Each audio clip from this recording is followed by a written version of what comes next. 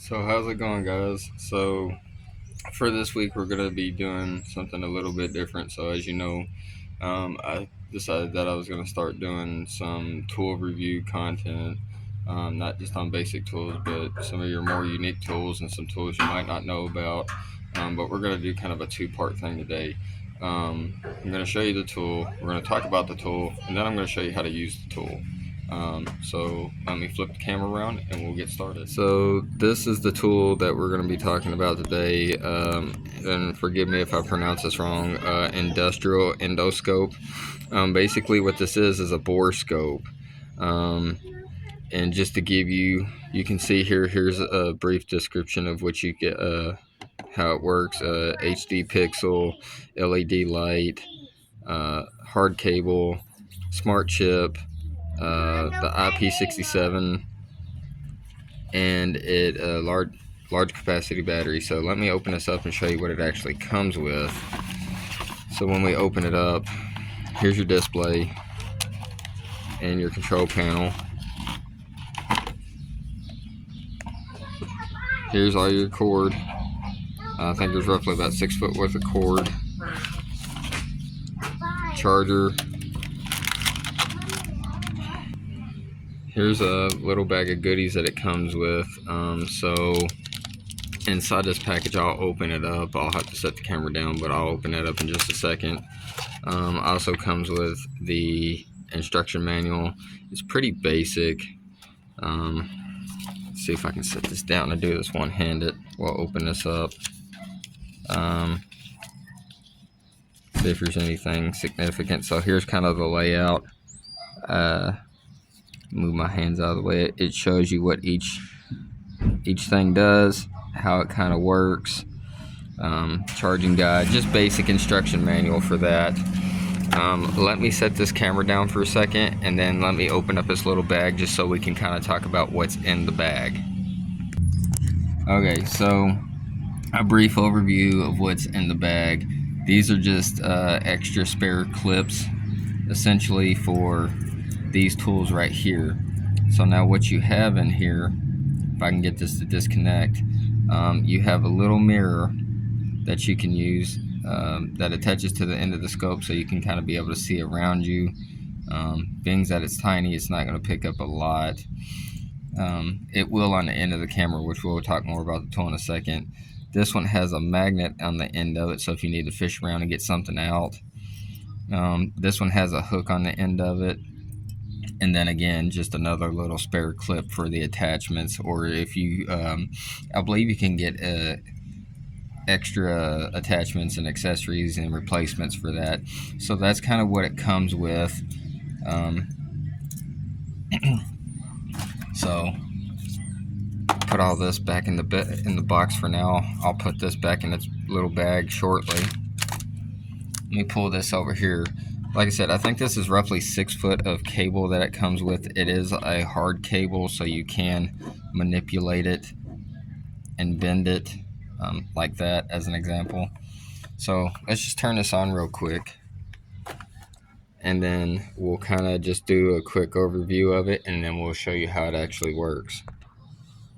So I'm gonna go ahead and turn this on now. You just have your little simple power button. Now you can kind of see what's going on there. So you can flip this upside down by just simply hitting the 180. So if we hit that, now it turns it upside down. So if you need to use the opposite side of the camera. CP30.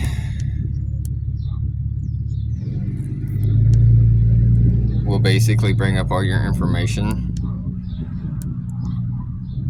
just by holding it down. That's just more or less, I don't know how well it's picking up on camera, but you can kind of see where it goes from color to black and white. Also, we can change the brightness of the scope. So 0 light on the end of it, a little bit brighter, little up to 80% brightness, and 100% brightness. I'll try to bring the camera around so we can see if we can pick this up. So right now it's at 100, so let's bring it down. Oh, sorry, hit the wrong thing. That's at 80. That's at 60. That's at basically 0. So off light, no light. 60%, 80%, and 100%. You can kind of see a slight difference in it. You can also zoom in and out with this. So if we go there, try to focus on my hat logo there.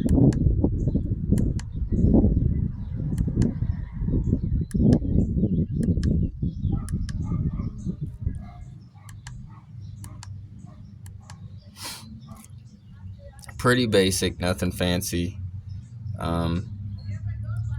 Contrast reduced, intensified, normal contrast.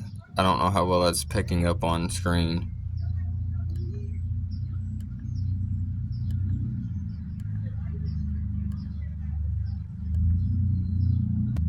So that's a basic layout of kind of how it works. So now let's talk about it. We'll turn this off just for a second. Even though it's got a full battery, I don't really know. It's a pretty decent little tool. I've only ever used this in a practical sense one time, so it's kind of a niche item, depending on your circumstances. So let me tell you a few examples of what you can use this for. They are waterproof or liquid proof to a certain degree. I believe that's what the IP67 on the front of the box represents. I could be wrong. If I am, I apologize in advance. But they are waterproof as far as the camera and the coating goes to a certain degree. And the reason for that is because not only can you use this in car applications, but you can use this for like home applications such as drains and piping. So if you dropped a piece of jewelry, say like a ring, down your drain while washing dishes or something, as an example, you could feed this cord down through there, see if you can find it, and you could ultimately probably attempt to hook the little hook attachment on the end of it and try to relocate it, maybe grab it and pull it back out. Not saying that's a guarantee, but you could at least locate it, know where it's at, how far down to get to it. Or if you have a clog in a drain, that will also help as well. In the car world, you're mostly going to be looking down inside your cylinders. You might be able to look, kind of sneak inside of your valve cover with them. There's a lot of applications you can do with this particular camera on vehicles, especially in like little tight places. Even though you're not necessarily looking down inside of something, if you need to like look for a specific thing or in a tight crevice area, you could use this to kind of fish it up through there and try to find it. Again, kind of a niche thing, but you can pick these up really, really cheap. Obviously, the more you pay, probably the better the quality of the LCD screen and things like that. They also make these where they attach to your phone. So basically, it has a cable. It clicks into the bottom of your phone. I think they come with attachments for Android or iPhone. And then basically your phone becomes the LCD screen. And then you download an app and you go through a whole process. I prefer to do this. Because if you're like me, you probably have enough apps on your phone anyway. But anyway, back to what I want to show you, what I'm going to demonstrate this for, and I've actually wanted to do this for a really, really long time now. Set this over here. I've always been curious of what it looks like down on the cylinder heads of this Corolla. So if you're a longtime viewer of my channel, you know this is my daily driven project car. It doesn't get driven a lot, but it is driven daily. This is essentially my back and forth to work vehicle, but also for ones that have been here for a while, maybe you're curious, maybe you don't care, as well as if you've never been here before, maybe you are interested and maybe you don't care either. But let me give you a little background on this car. Again, this is my 1997 Toyota Corolla. It's been on the channel since day one. This is what I essentially started this channel with. Anyway, 1997 Toyota Corolla. It's a 1.6 liter. When I got this car 7 years ago, it had 94,000 miles on it. We're now sitting at 154,000 miles and some change. I've done a few modifications to it, changed a few things up. Pretty much everything I've done to this car, except for a few things, is on the YouTube channel. So if you're curious about any of that, you can go back and check out some of my older videos, as well as we're always doing videos in the future. Though I don't think this car will ever be a project that I'll ever be finished with. I'm always changing stuff up. But anyway, I've always been curious what it looks like down in the cylinder head. So I've already pulled the wires off. So now I'm going to go ahead and pull the spark plugs out of it. And we're going to look down inside the cylinders with our borescope and see what it looks like down in there.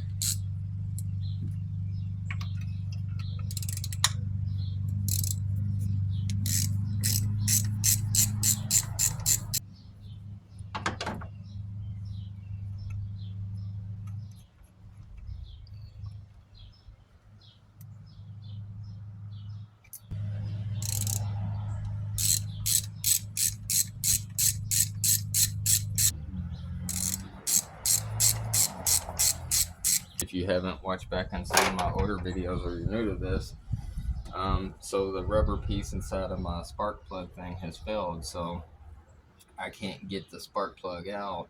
So I'm going to take a piece of rubber hose and I'm just going to shove it on top of that spark plug,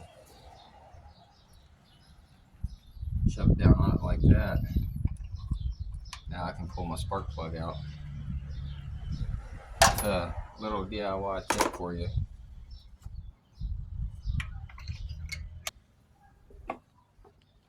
Bring you guys around here.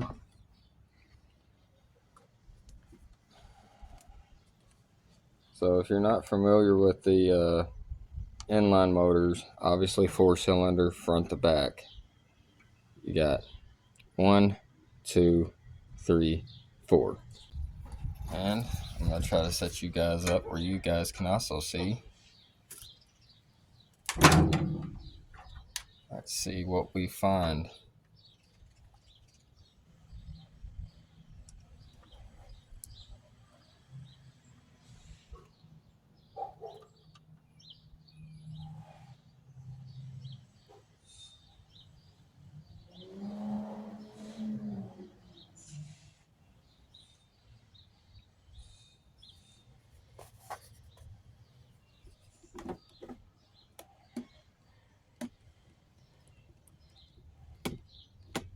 I want to look at the camera. I'm going to look with you guys so I can see I want to see what you guys see.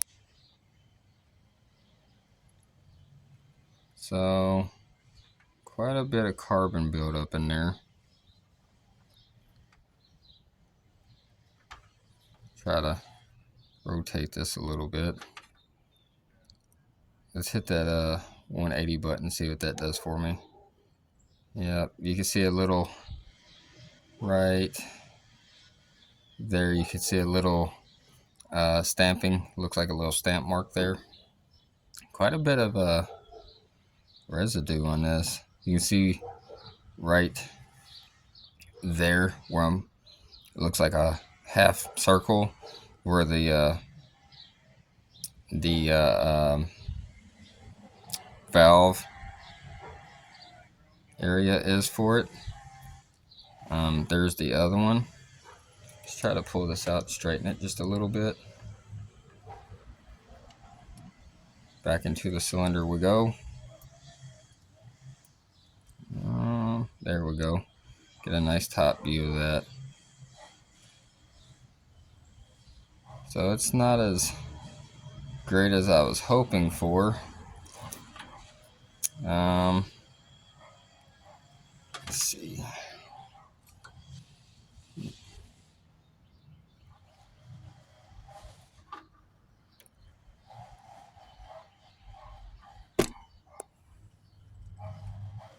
Okay, so I've seen worse, but I've seen better.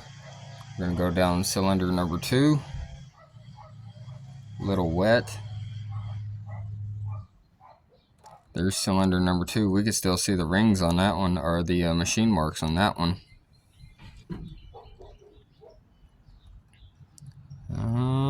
Yeah, not too bad. A little wet on top of the piston, but not too bad. Pull that one out. Let's go to number 3. Again, wet right there. Uh-oh.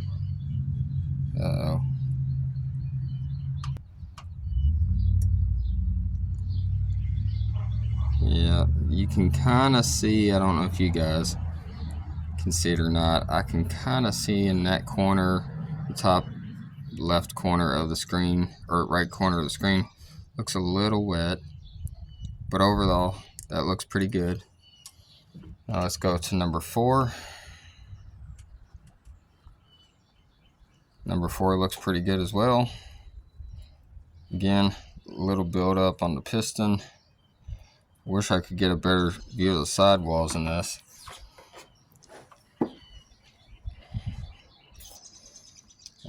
I'm actually quite surprised on how these look. I thought they were going to look a lot worse than that, to be honest with you. Let's go to number 3 again. Uh-oh. Get in there. There you go. You can see all the machining marks on that one. I would say they could be worse, for sure. A little more practice with this thing and I'd be a lot happier with my results. But again, you're doing it for the first time as I am. That piston's a little bit wet. I don't know if you can see that in the video. That will. Yeah, you can kind of see it. It's we'll turn the brightness up. We'll pull the contrast down, or the zoom out just a little bit. We're in cylinder number 2, so not, you can actually see there's in the right corner of the screen there, looks like a little hump right there. That's actually one of our valves that's dropped down a little bit. Now we can go back. Come on. There we go. You can see our valve in the top left edge of the screen there. I don't know. I'm not a piston expert by any means, but I would say overall for a 153,000 mile engine, that's probably not horrible in comparison. Again, I'm sure there's a lot that's could probably change. Turn that lighting down just a little bit. Off. Turn it back. Let's try to change contrast, see what that does.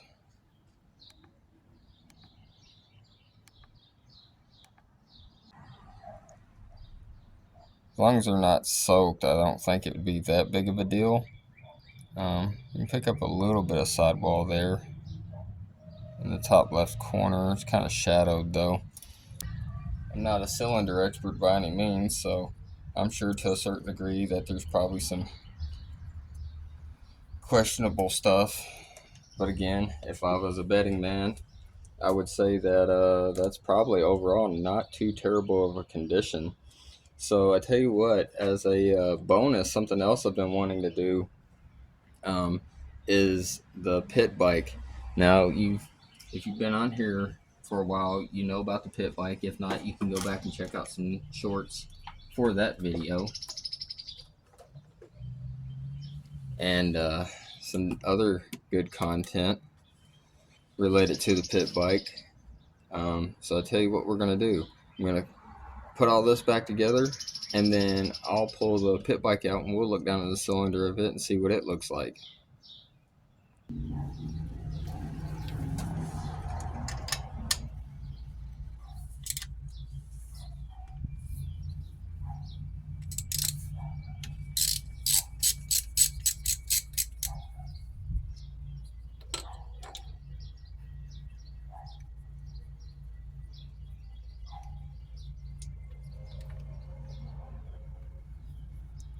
Ooh. I don't know how well it's going to pick up on camera, but that might be time to change that guy.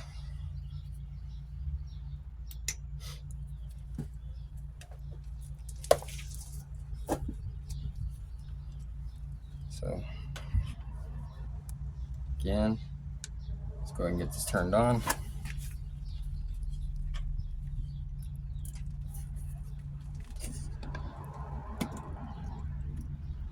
Set you guys up where you can see what I'm going to see.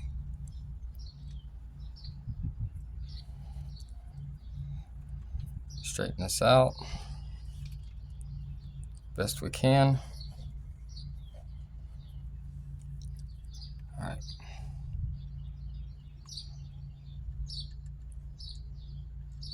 Ooh. Okay. Well,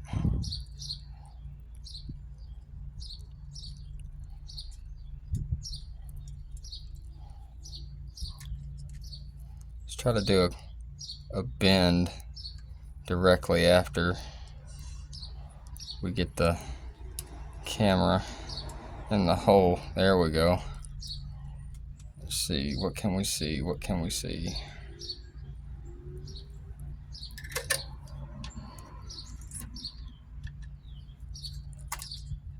Let's try to, there we go.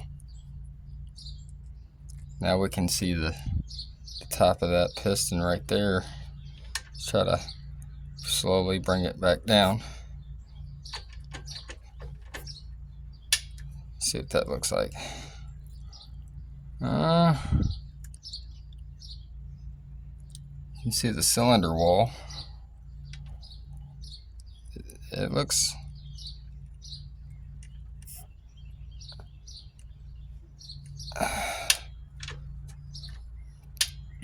I'm trying to get it to a good view where we can kind of see it. So that's like top dead center right there. Sorry guys, trying to do this by hand so I can just slowly bump it down a little bit. And you can see a little bit of cylinder wall right in here, and all this area is the piston itself.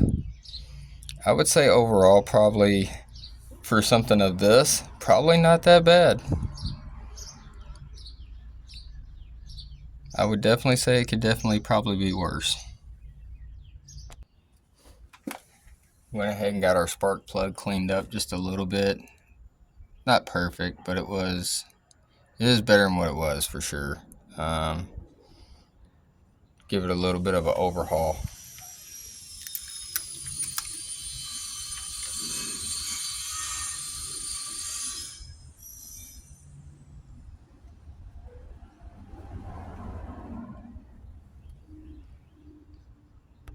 Well, there you go, guys. Hope you got some useful information out of this. Hope this helped you out a little bit. Now, one thing I didn't mention earlier about that particular bore scope, I try to be as transparent as I can with you guys. Like I said, those things can be pretty cheap. They can be pretty expensive. That one I got about a year ago, give or take. And I got that off a TikTok shop, and I think I paid about $20 for that thing. Do you get what you pay for? Yeah, but at the end of the day, you see it works. It does what I need it to do. I have not used any of the attachments for it. Again, I'm sure you can get other attachments. Kind of a niche item, but at the same time a specialty item nevertheless. It is a convenient little tool. It's one of those you won't use it a lot, but when you need it, you'll have it and you'll be glad that you did. But yeah, other than that, I appreciate you guys coming back time after time, week after week. Again, if you're new to the channel, or just dropping by, maybe consider dropping a like and a share, maybe even subscribing. And yeah, I'll see you guys in the next one.